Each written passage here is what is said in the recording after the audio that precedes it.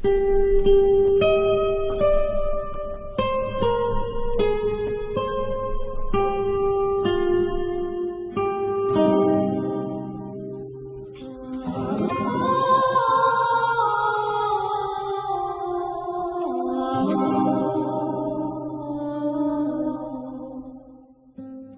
a world that no longer believes in heroes, why does the image of the knight still survive?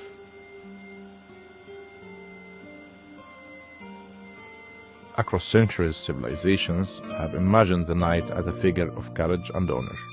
From Arab and Islamic epics to medieval Europe, the knight stood as a symbol of strength, sacrifice, and moral clarity.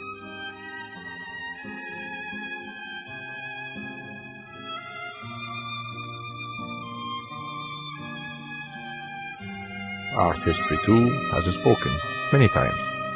The knight and the horse have been sculpted, painted, monumentalized. For me, the knight is not a monument, not a celebration of authority, not a theatrical display of dominions.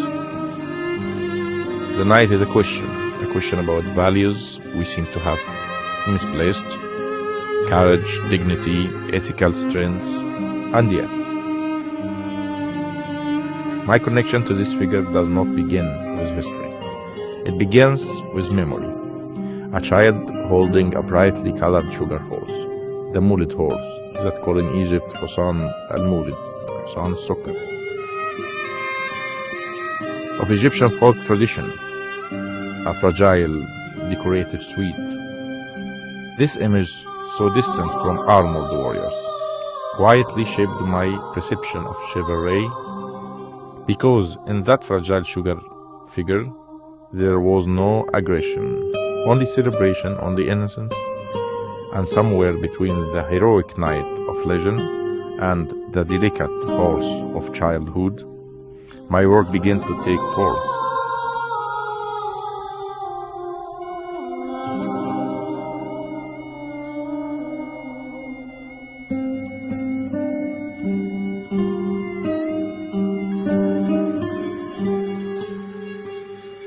In this sculpture, the knight and the horse are not separate.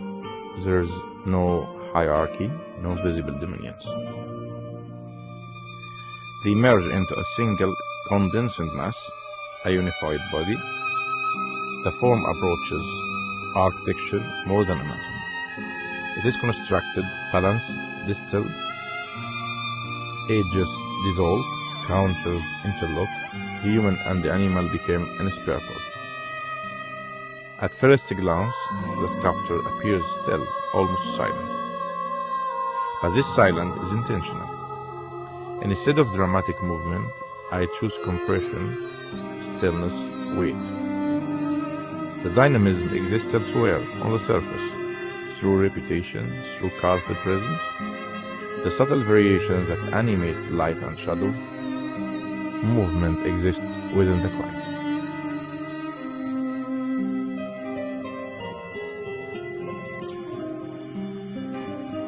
This approach is rooted in my interest in abstraction, both geometric and organic.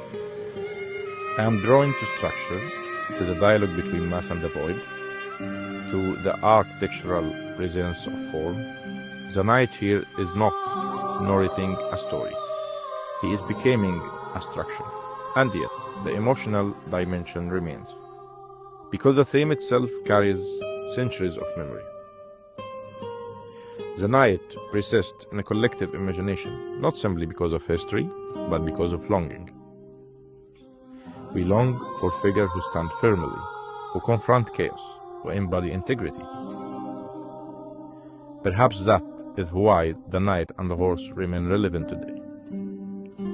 This sculpture is a part of a larger, ongoing project, a body of work I have been developing for years. With each new piece, I return to the same symbol, not to repeat it, but to refine it, to strip it down, to rediscover it.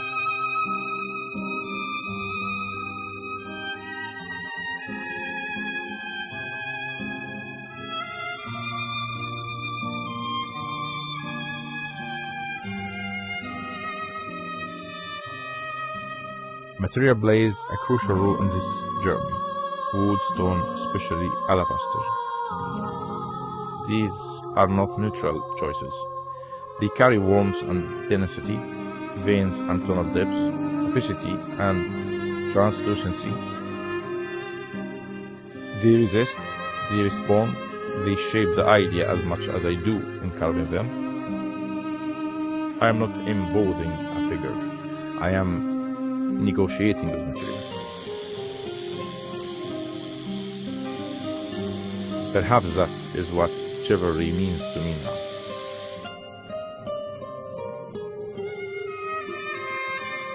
Not domination, not spectacle, but balance, integration, memory.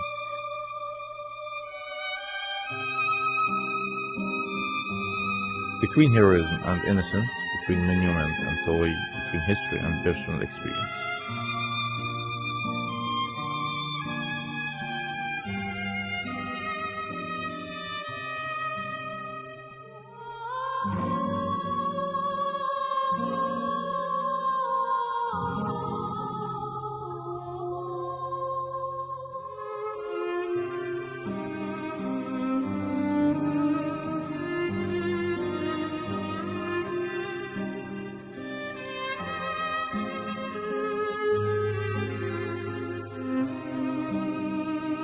And in that space, the night stand again, not as a relic of the past, but as reimagined presence.